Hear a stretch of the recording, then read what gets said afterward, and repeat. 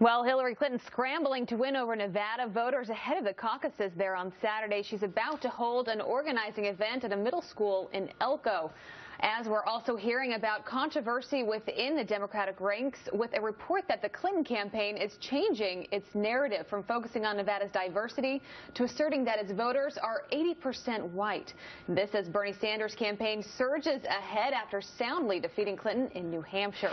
So let's bring in the panel. Lisa Booth, GOP strategist and president of High Noon Strategies, and Basil Smikle, executive director of the New York State Democratic Party and former senior aide to then Senator Hillary Clinton. Thank you both for being with us. Basil, as the Democrat here, Yes. Look, Joe Biden didn't get in the race. This is supposed to be a walk in the park at this point for Hillary Clinton. She just came off New Hampshire, losing by more than 20% of the vote. This is not a good sign for her in her campaign, is it? But she would say, and a lot of her supporters would say, this was not inevitable, that this was always going to be a tough race, and it certainly proved to be. I think we expected the outcome in New Hampshire, sort of expected Iowa, but that was a very interesting turn, the way that turned out. But, you know, I think the campaign is counting on Nevada and South Carolina to essentially be her firewall with Latino and African-American voters, respectively, that loom large in that electorate. But I do think it's important, and I don't know if I like the language that was used in terms of the 80% white, because the reality is you can't take any vote for granted. No, that's a really good point. I mean, what else are you going to say if you're Hillary Clinton at this point, Lisa? I mean, we talk so much about the Republican side of things, but the Democrats clearly have got some issues there as well. Well, and that's what's it's interesting here, because there has been so much attention drawn to the turmoil on the right, but there's turmoil on the left. I mean, Hillary Clinton was supposed to be the presumed nominee. This was supposed to be inevitable for her. Bernie Sanders was not supposed to pose any sort of challenger, and we've actually had the Democrat Party rigging the system to try to help Hillary Clinton. They've rigged the debate schedule originally, which they've made some amendments and changes to.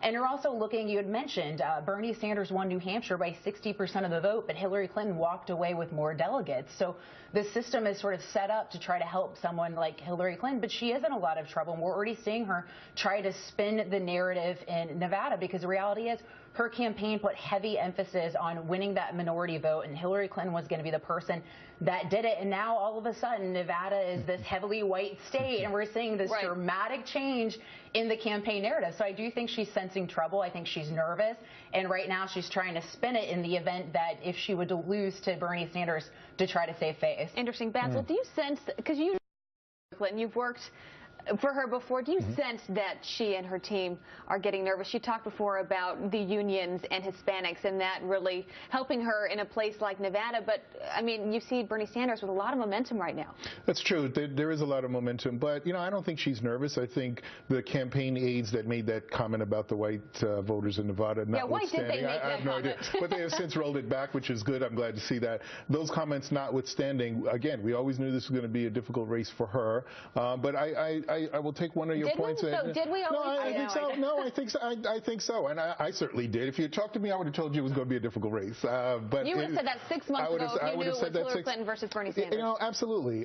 For a lot of reasons. One, this is just a very tough time in our country. Two, I do think there is some appetite for this sort of outsider-insider debate, but I don't think that precludes Hillary Clinton from doing well among the grassroots. She's got union support. There's 15 million workers in this country, and she is doing well.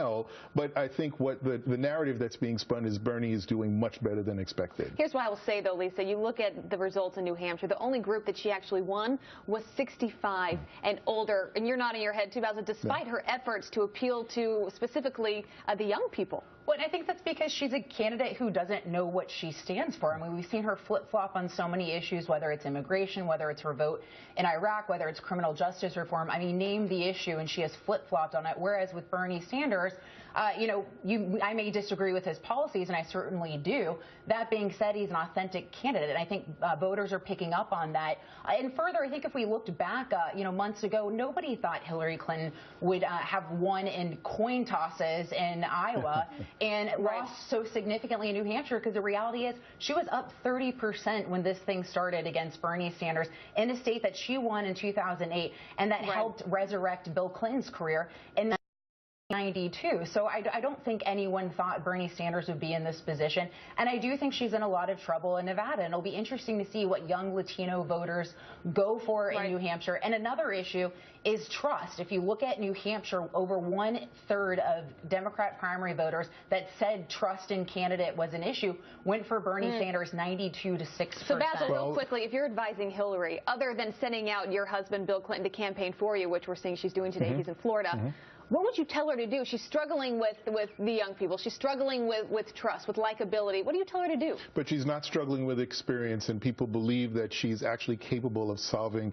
the issues that are plaguing them. Very quickly, Bernie Sanders talks a lot about these issues and touching an emotional chord, pulling an emotional chord, whereas Hillary deals a lot with solutions. Some people conflate that with establishment. I think she needs to find a way to extricate the two and say, I can talk to your emotions, I can speak to that, but I can also solve the problems you're concerned about. Maybe she should hire you. All right, Basil, Michael, and Lisa Booth, thank you for being with us. We appreciate it. Eric, back to you.